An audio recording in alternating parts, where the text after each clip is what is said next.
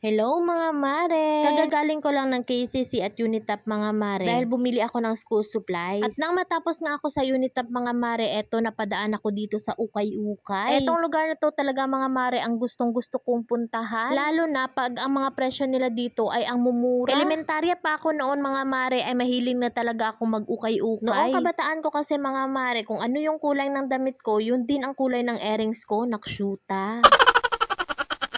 Dito kasi sa ukay-ukay mga mare, ang 500 pesos mo ay marami ka nang mabibili. At sa pag-ukay-ukay ko dito mga mare, eto nakita pa ako ng kaklase ko, nakshuta.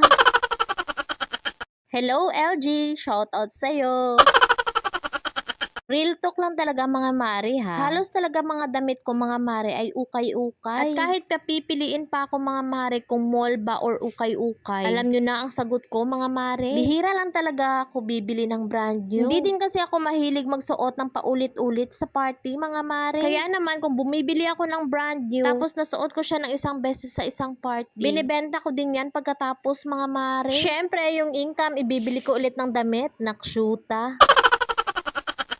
Kahit mga dress na sinusuot ko mga mare ay galing din yan sa ukay-ukay. Hindi naman ako parating nagpupunta dito. Nagkataon lang din kasi na hindi ko dala yung mga bata. Minsan pag pumupunta ako dito mga mare ay kasama ko si Andrea. Halos dress kasi ni Andrea mga mare ay galing din dito sa ukay-ukay. Kung dito ka kasi bibili mga mare, bihira na lang talaga kung meron kang kapareha. Itong mga bibilihin ko mga mare ay para ito sa akin. At sa susunod kung babalik man ako dito ay para naman sa mga bata. Sobrang nagmamadali din kasi ako mga mare kasi naiwan si Bryce at saka si Andrea sa bahay. Dito naman sa pinamili ko mga mare ay meron akong nabiling 8 piraso. Nako mga mare, sobrang excited na talaga akong umuwi at labhan ito. Nako mga mare, sobrang saya ko talaga. Biruin nyo yun, sa mahalagang 120 pesos ay meron na akong 8 damit.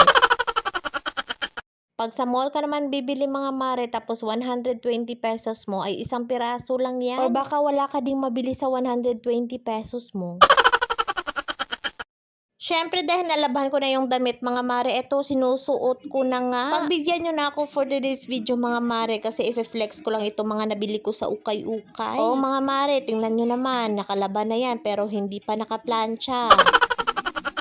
Sobrang saya ko nga mga mare kasi magaganda yung mga napili ko. Sinasabi ko na sa inyo mga mare na ang babaw talaga ng kaligayahan ko. Hindi talaga basihan yung presyo ng damit mga mare. Nakadepende talaga sa tao mga mare kung paano mo dalhin at aurahan. Sa pagdadala na lang talaga ng damit yan mga mare. Pero ikaw kung katulad mo rin ako na mahilig sa ukay-ukay, appear tayo dyan.